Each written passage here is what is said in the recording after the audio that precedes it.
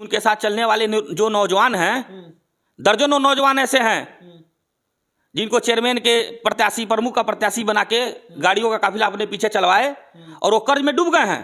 केवल कुशवाहा मौर्य समाज के लोगों का ही काम करते थे। में ये ऐसे पहले नेता होंगे जो होटल से राजनीति किए हैं। होटल उनके मीडिया प्रभारी जो चिंटू शुक्ला जी आज जाके उनसे गुलदस्ता देके मुलाकात किए हैं। सारे लोग धीरे धीरे भाजपा में आ गए।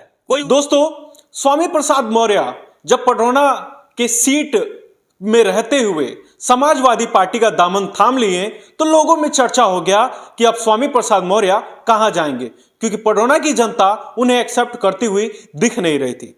ऐसे में उन्होंने फाजिल नगर ही चुन लिया। तो ये भी सवाल खड़ा हुआ कि उनके समर्थक कहां चले गए और किस तरह से गए।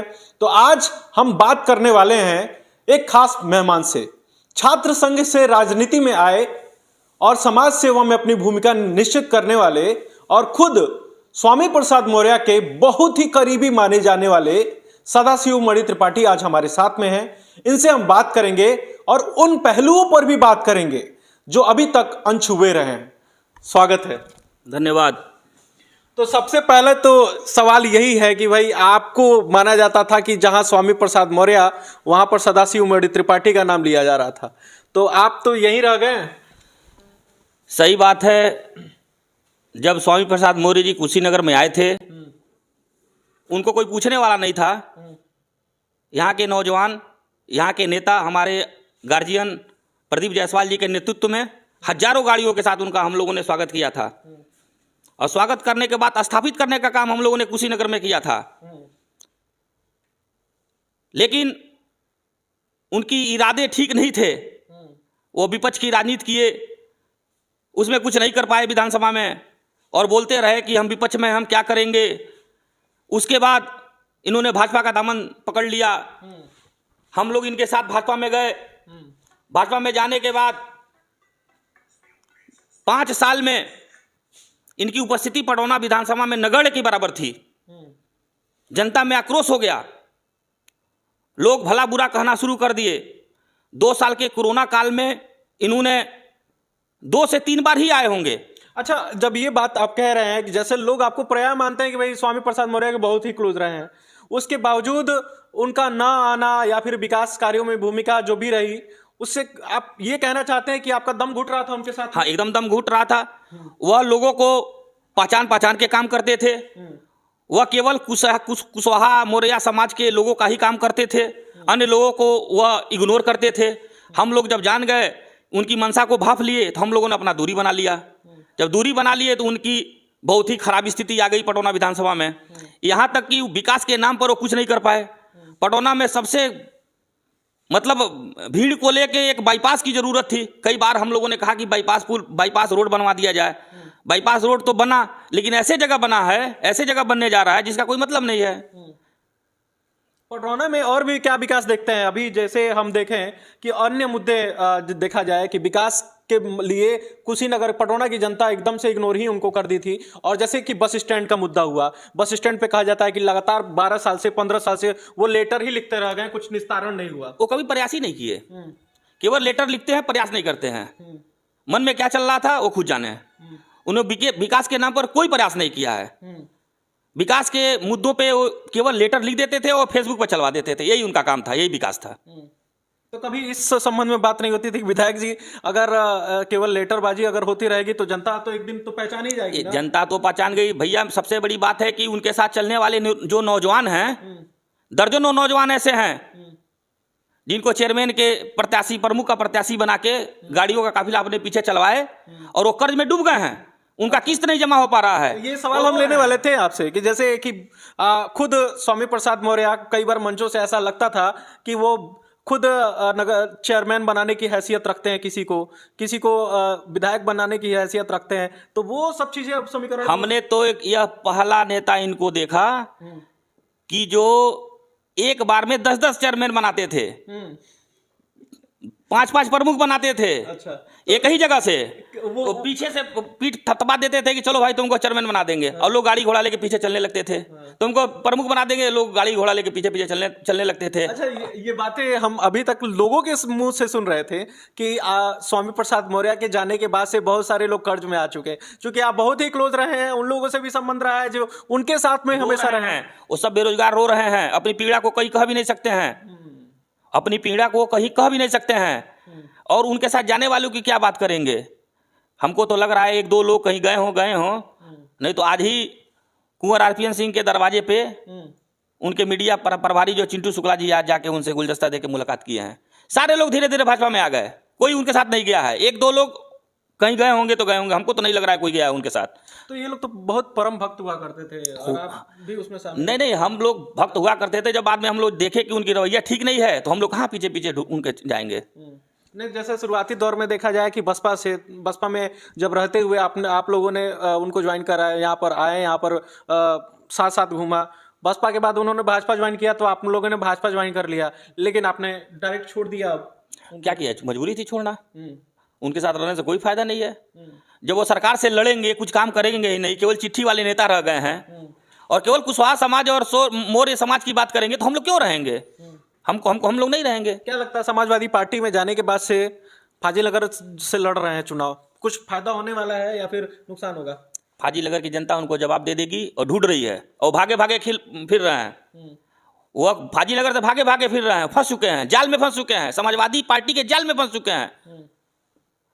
और स्वामी प्रसाद मौर्य पटौना छोड़ के फाजिलनगर गए और फाजिलनगर छोड़ के अब लखनऊ चले जाएंगे।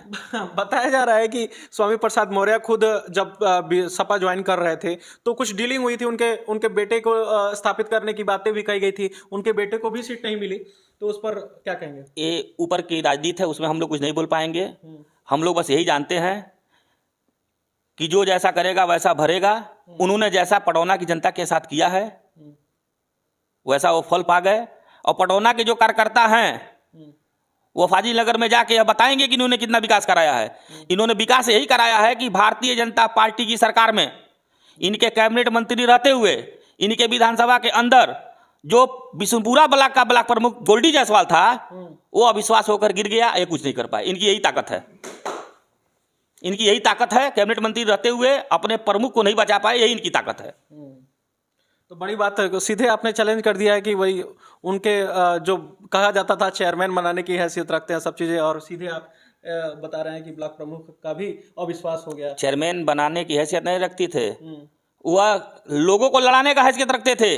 एक चेयरमैन पे 10 प्रत्याशी खड़ा कर देते थे, एक प्रमुख पे 5 प्रत्याशी खड़ा कर देते, और सब लोग उनके पीछे पीछे दौड़ते थे। यही नेता थे वो। अच्छा, तो हाँ। आते थे तो खास उन्हीं लोगों से मिलते थे? हाँ, उन्हीं लोग से मिलते थे। अच्छा, एक स्टेटमेंट बहुत वायरल हुआ था, उन्होंने कहा कि जो फन है सबका फन हम कुछ लेंगे। अब खुद को अपने नेवला कह दिए, और नेवला जाके फाजिलनगर फंस गया, हम क्या कर सकते बताइए? जब खुद के अपनी मुंह से नेवला बोल दिए, और नेवला वह पटौना से यहाँ से जाके फाजिलनगर में फंस गए हैं नेवला, अब वो अपना बचा में वहाँ देखे क्या हो रहा है। हम लोग क्या कर सकते हैं? हम लोग तो उनको लेकर ढोआ 11 साल 10 साल तक, उनको बीएसपी में उनका मदद किया, वो भाजपा में उनका मदद करके उनको हम लोग जीता है। और सबसे बड़ी बात है, पूरे हिंदुस्तान में ये ऐसे पहले नेता होंगे जो होटल से राजनीति किए हैं। होटल से राजनीति मतलब इसको थोड़ा सा एक्सप्लेन कीजिए। वह 12 साल पटौना विधानसभा के विधायक, 3 बार विधायक रहते हुए भी एक कमरा तक नहीं बनवा पाए। वो आते थे पति के निवास में, वहीं से नहाते धोते थे और विधानसभा का दौरा करके वहीं जाके सोते थे। बीजेपी कार्यालय में जाना रहा कि नहीं कभी? एक आध बार गए होंगे, भाजपा वाले खुद उनको नहीं पूछते थे, तो क्या जाएं। मतलब जो बातें उन्होंने कही है कि कहीं ना कहीं बीजेपी के तरफ से मुझे इग्नोर किया जा रहा था, दलितों को इग्नोर किया जा रहा था, तो वो सच है क्या? दलितों को इग्नोर करना और पिछड़े वर्ग को इग्नोर करना भाजपा नहीं जानती है। ये तो दलित दल से बहुजन समाज पार्टी से निकल के आए थे ना, वहां धोखा दिए थे तो भाजपा में आए, और भाजपा में धोखा दिए तो सपा में गए, और सपा में देखिए अब परिणाम क्या आता है, इनके सामने होगा। अच्छा, श्रम शक्ति मंत्री थे और सेवायोजन मंत्री रहे हैं, और कुछ काम उम हुआ है कि नहीं? उस क्षेत्र में भी कुछ उनका कार्य हुआ था कि नहीं? आप लोग तो बहुत क्लोज रहे हैं, जानते ही होंगे। श्रम मंत्री रहते हुए जो सरकार की योजनाएं थी उसी का पालन इन्होंने कराया है। जो सरकार की मंशा थी, सरकार का योजना था, उस पर इन्होंने पहल कराया है मंत्री रहते हुए, अलग से कोई काम नहीं किया। ऐसा नहीं है कि यहाँ के नौजवानों को 25-50, 100-200 लड़कों को नौकरी नहीं दिए, 25-50 कहीं कल कारखाने नहीं खुलवाए, किसी प्रकार का प्रशिक्षण नहीं दिलवाए श्रम विभाग से। अच्छा, ये थोड़ा सा हम जानना चाहेंगे, हमारी जनता जानना चाहेगी, क्योंकि वो खुद प्रतापगढ़ के रहने वाले हैं और यहाँ से चुनाव लड़ते हैं, लगातार विधायक भी रहे हैं, तो अपने क्षेत्र से क्यों नहीं लड़ते हैं यहाँ पर? आप चूंकि लोकल फॉर वोकल भी हो गया, फिर भी फाजिल देखिए, ये चूंकि बड़े नेता थे बीएसपी के, इनके पास जब कोई जाता था कहता था कि हमारे जाति की इतनी वोट यहाँ है। जैसे पहले नथुनी कुशवाहा गए और कहे पटौना में कि कुशवाहा समाज बहुत ज़्यादा, हमको टिकट दिया जाए, हम जीत जाएंगे। इनको लगा हम ही क्यों नहीं लड़ लें। अच्छा, उसी तरह बदायूं में मौर्य समाज, शाक्य समाज, कुशवाहा समाज ज़्यादा था, वहाँ के लोग वहाँ लोकसभा का टिकट मांगते थे। इनके दिमाग में हो गया कि क्यों नहीं मेरी बिटिया ही लड़ ले। तो जहाँ जैसे होता क्या है, जब इनके पास कोई जाके बताता था कि हमारे विधानसभा में इस जाति का ज़्यादा वोट है, हम जीत सकते हैं, तो इनके मन में दिमाग चलने लगता था कि क्यों नहीं हमारा लड़का हो जाए, हम हो जाए, हमारी बेटी हो जाए। इसी हिसाब से वो राजनीति करते हैं। अच्छा, भाजपा में रहते हुए जब उनकी बेटी ज्वाइन की तो बदायूं से सांसद भाजपा ने उन्हें बनाया।